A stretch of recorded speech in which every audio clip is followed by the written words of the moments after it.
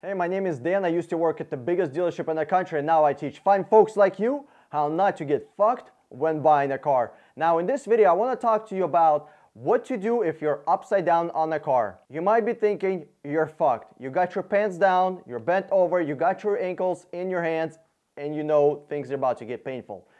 But there might be a way out, really. I made a video about this already. You can go watch that one after you watch this one in case I missed something. I think watching both videos would be really beneficial when you're thousands of dollars in the hole. So why are you upside down? Because you bought a car that was priced here when in reality it should have been priced here. What's the difference? Salesman, slick salesman, or you had to get a car. You had to get a car right now. Right now, you need to go to work. You have no time to be shopping around. So you bought pretty much the first car that you've seen, and you ended up in a really bad deal. And the salesman knew that you needed to get a car, and they took advantage of you. That's kind of what I do to make sure that you get the best possible deal and salesmen don't take advantage of you. What I would do in that situation, this video might be a little lengthy, but because I want to get into like the whole thing of why you're upside down in a car and how to avoid it. Not just for those people that are already upside down in a car, but how to avoid that in the first place. How about we'll stop fixing the problem and start preventing the problem? I'm more of a preventative guy, not fixing the problem guy, okay? People get into upside down cars because they don't have time or skills to research the car and get the best possible deal. If you need a car right now, not a problem. Maybe rent one.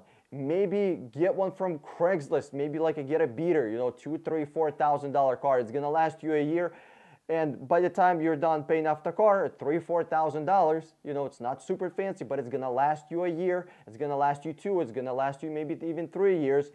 You're going to be able to get yourself financially more secure, and you're going to be in a better place. If you need a car right now and you can't get a good car, you can't get a good deal, buy yourself a beater, use that. Okay, now let's jump into it. You're upside down on a car, you don't know what to do. So here's a couple of things you can do.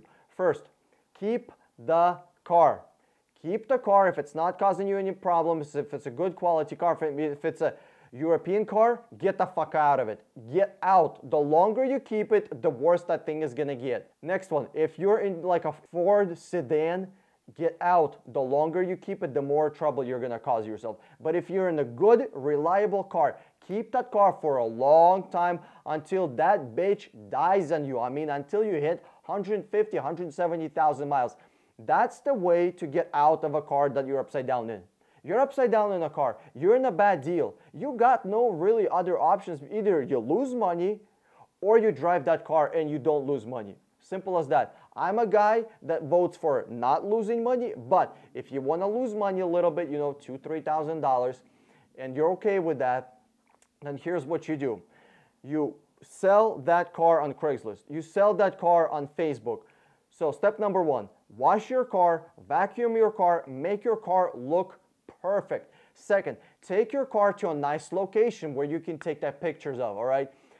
Don't take the pictures of your car next to your fucking house unless you live in a really nice house, all right? Nobody wants to see that. People want to see the car. Maybe a lawn, maybe trees, maybe a park, maybe empty parking lot, or maybe expensive area of some kind, all right? Make your car look nice. Number 1. Number 2, take pictures of the features of the car. So you got yourself 5, 6, 7 sexy pictures. No more than 5 sexy pictures of your car, really.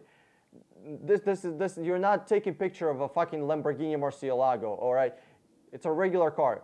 People seen it before. Nobody's going to be impressed by it. What people will be impressed by is the features that you have in your car and how well your car is maintained. If you got nice seats and they're not scratched up, take a picture of that. If you got a backup camera, take a picture of the backup camera in the back, and then take a picture of the actual screen on your car that it has a backup camera. If you got Bluetooth, put that you have Bluetooth. Whatever nice things and features that you have in your car, heated seats, take a picture of the heated seats buttons, all right?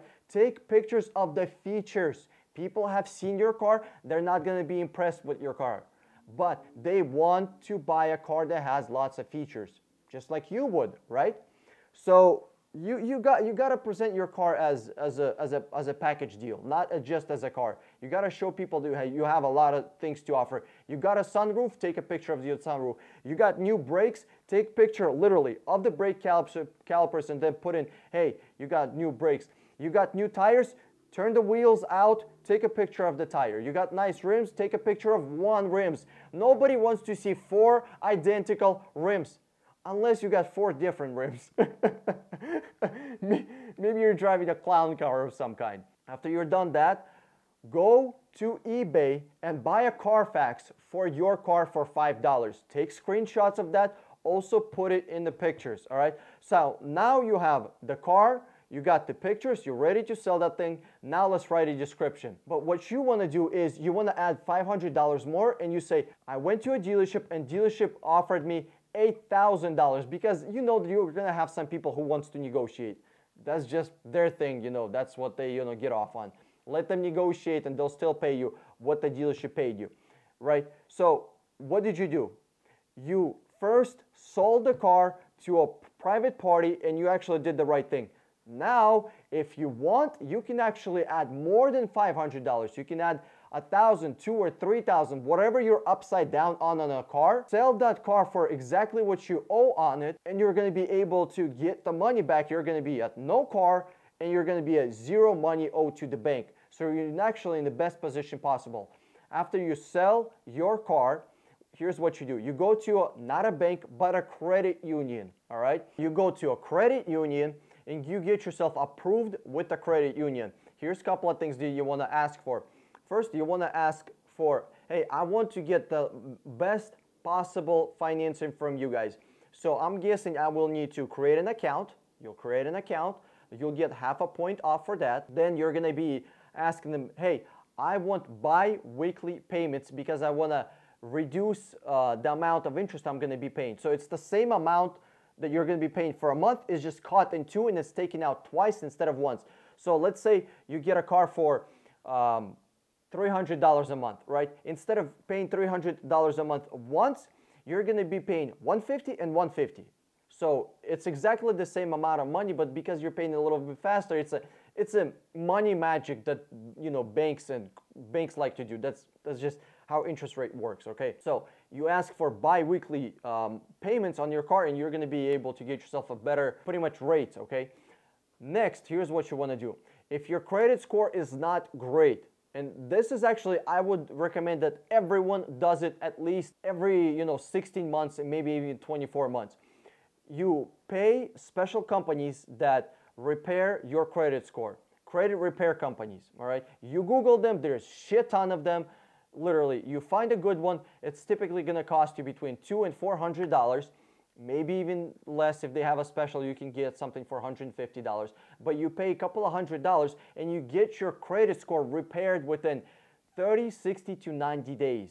I would actually start doing that before you even sell the car, because you don't know how long you're going to be selling the car. You know, 1 week, 2 or 3 weeks, and the earlier you start that, the better it is. So the first thing what I would actually do is start repairing my credit score, because that's the most important thing. And those $200-300 that you're gonna spend on repairing your credit score will pay you 3, 4, 5, 10 times as much. Why? Because you're gonna lower your monthly payment. This $300 is gonna be nothing compared to the amount of money you're gonna able to save on the interest rate. So that's kind of it. And oh, and then you call me. You call me to get you a car. It's simple as that. You got into a trap once. You got fucked by a dealership once. Don't let that happen again. If you see a fucking turd, don't step into it, all right? Call me. I'll give you a different way around it.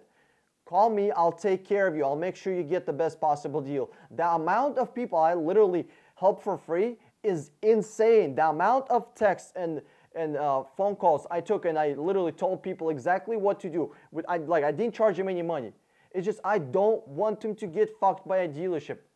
Come on, call me. I'll take care of you. I'll make sure you get the best possible deal. Hey, if you enjoyed this video, give me a thumbs up below and click the subscribe button over my head, or watch one of those 2 videos if you want to see more money saving tips about cars. This is Dan with 60 Minute Car. I'm signing out and I'll see you on the internet.